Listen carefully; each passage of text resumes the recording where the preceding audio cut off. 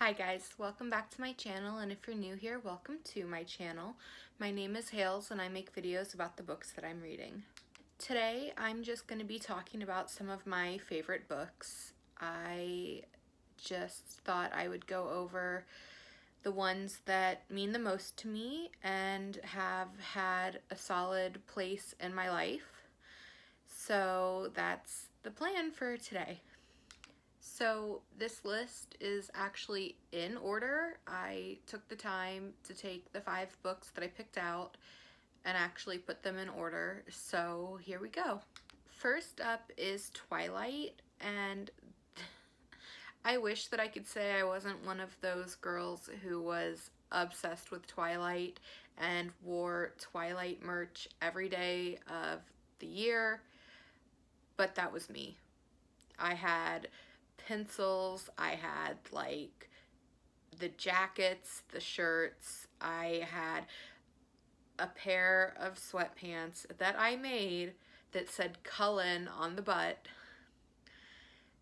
Twilight was like my everything in high school, to the point of like embarrassment looking back on it. I adored these books. They honestly like shaped my reading habits, and that's probably why I still read young adult fantasy. It is kind of really embarrassing at this point that so much of my reading habits I know came from reading Twilight, and the fact that just over there I have a shrine dedicated to these books. I took a quick break to like reminisce and go through this, and the fact that Bella puts on a khaki skirt and that dark blue blouse that Edward once commented on and says, "Okay, I'm decent," and Edward goes, "You are utterly indecent. No one should look so tempting. It's not fair." Why are they so embarrassing? Why are they so dorky? They're so lame. I hate them. But I adore them. I love them so much. Oh my god. Oh my gosh. Like, they're so... I love them. I love them so much. But they're so lame. This was actually the first series that I really got invested in. Like really invested in. And that kind of spurred on my love of reading even more so than it had already been. It got me into like the bigger, chunkier young adult books. And so I will forever be thankful to Twilight and this series for doing that for my reading and my taste in books, because that's just like what kind of catapulted it into a hobby and like an obsession and a like book collecting, as opposed to just like buying books at half price books and then selling them so that I could buy more books and read more books, because that was what I did for a long time, just so that I could continue to absorb more books and more stories. It kind of kicked off that obsession with like keeping my books and like rereading them and loving them. So I kind of have Twilight to thank for that. The next one is A Great and Terrible Beauty, which is my favorite book of all time. This book I read for the first time on a trip down to see family, and I just absorbed it like the whole time I was there. I remember just sitting on the couch reading this book and like not doing anything else. I think I might have sat by the pool and read I know, I think my family, like, went out and did something, and, like, shopping or something, and I, like, sat on the couch the whole time and read this book, because I could not put it down. I was like, I'm not going shopping. I don't like shopping. I want to read. And that is what I did, and it was, like, the best experience, and I still remember how I felt reading it for the first time, and it was just incredible to experience, like, reading your favorite book for the first time, and, like, being able to remember that after 13 years. I love that. I love that I still remember how it felt reading it for the first time, and just being, like, completely enamored and just falling in love with the world and the characters and just loving every second of it. And it was the first time I'd really read, like, historical fantasy, so it was like, it kick-started my love for that. And it was love at first read, honestly. It just went off from there, and then I had to get the second book, and I remember I had to wait, like, a day before I could go to the bookstore and get it, because we were with family, and, like, my mom and my nanny and my aunt were gone, and I could not go anywhere because I was, like, at my aunt's house and just reading this, and I finished it while they were gone. And they were gone, and I could not get to a bookstore because I was, like, 15 at the time, and there was no car, and I had no license, and I could not go anywhere, and I didn't know the area, and it was a whole thing, and I could not go to the bookstore until the next day, and I wanted to so bad. I was like, I needed it so bad.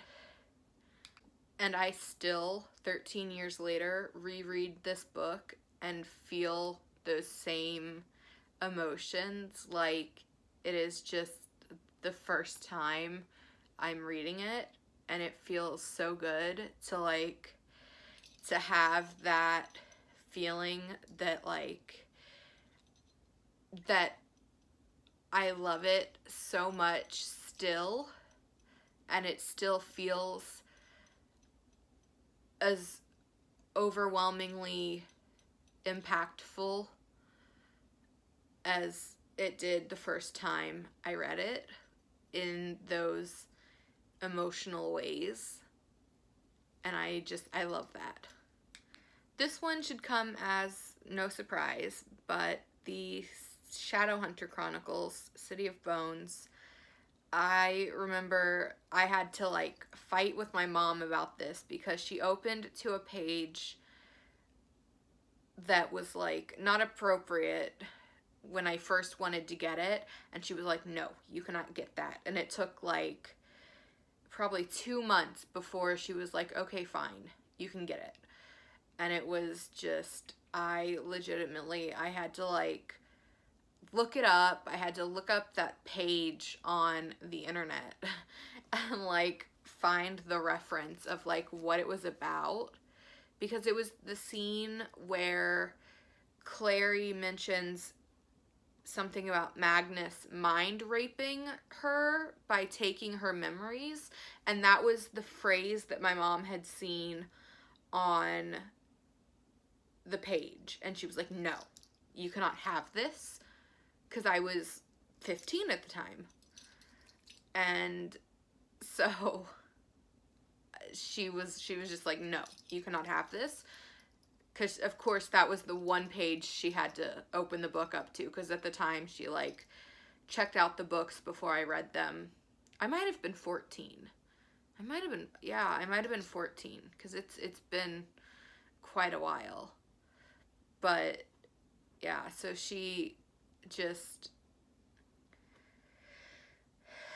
so I had to really convince her to let me get this series, but it has been a wild ride since then with these books, they have become so important in my life since then.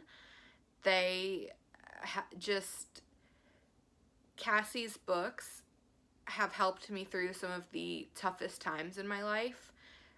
Tessa Gray, for example, is just like one of my biggest comfort characters. I can't even describe it, but I was going through something very hard when The Infernal Devices was coming out, and I put a lot of my, I put a lot into, I channeled a lot of my emotion into those characters, and just like, I put all of my stuff on the back burner and really channeled into just, I focused on their drama and their issues, and that was it. And I was concerned with them, and that was it. And it was a very good escape for me at the time. So that was like, that was the biggest, it was, I can't even describe it because it is so close to my heart that even now it's hard to talk about. It's like, I remember just diving into The Infernal Devices and feeling so connected to Tessa that I related so deeply to her on such a level that I don't think I have ever connected to a character like that again. And it felt so good to feel like I wasn't alone, and like I could put all of my issues that I was going through away while I was reading these books. I read them over and over and just focused on Will and Tessa and Jem for the time being while I was reading, and like, it was just magical and it felt good, and it was great, and I can never sum it up, and I can't ever thank Cassie enough for her books, honestly. Next up is Vampire Academy, and I don't have nearly as much attachment to this or the next series that is on the list, but they are two books that I just really, really love and are in my top 5. So Vampire Academy is just one that I flew through when I was reading them. They're just like the trashy YA that you just like, you get a hold of and they get a hold of you and you just want to fly through them. And I remember being so upset because like I had to wait for the last 3 to come out, because like the first 3 were out when I started reading them and I had to wait for the last 3, and it was so annoying. Yeah, sorry, I was looking at my hardbacks, because that's typically how I tell when I came into a series, is when because I was waiting for like the hardbacks to come out. But it was just like, I loved Rose so much and I wanted to be Rose. I've always felt very like meek and not very able to like stand up for myself. I very much felt like Natalie and I wanted to be Rose. So I just really, I guess I I wanted to be like Rose. I wasn't jealous. I was like, I don't even want to say envious, but like I admired her a lot. I liked her snark and her wit and her ability to stand up for herself and her friends. And I think I've definitely grown to that level now. Like, I am so the friend that will like completely go after somebody if they come after my friends. Like, do not mess with my friends because like game over. But like as a teenager in high school, that was not me. I could not stick up for myself or anybody else. It was not who I was.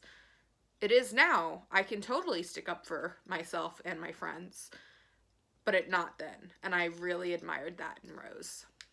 And finally, we have Beautiful Creatures. I don't have much to say about this one. It is just one of those books that is like in my top 5, but I don't even know why. I love the story. I love Lena and Ethan, but I also really love Emily. And it is weird because she is very villainous, but I just adore her. And I love her character arc, and I think it's just, I don't know. But I think that all of the characters are done really well. And like Link and Ridley, like this book is very character driven for me. I am very, very attached to the characters in this book. Like, you could take the whole plot out and just have it be surrounding onto the characters and what they're doing, and I would just be like, okay, like, let me flip through this and see, oh, okay, Ridley and Lena are going out for lunch. Okay, cool. We're gonna go on a lunch date. Cool. Like, yeah, like, cousins are going out for lunch. That's so cute and adorable. What are they gonna talk about? What are they gonna do? I would love that, because these characters are just so, I think they're so well done that I could just sit around reading about them doing the most mundane things and not even like need a plot. I just think it's just like totally fine. I love the plot. I think it's so cool. I love the casters. I love the whole light and dark elements, and I am so enraptured. Is that the right word? I don't think that's the right word. I don't think that's even a word. Is that a word? Moving on. I love the characters so much. And I could read about them reading the newspaper at this point. So that is it for my top 5 favorite books. I hope you enjoyed this video. If you did, please like, comment, and subscribe. And I will see you in the next video. Bye!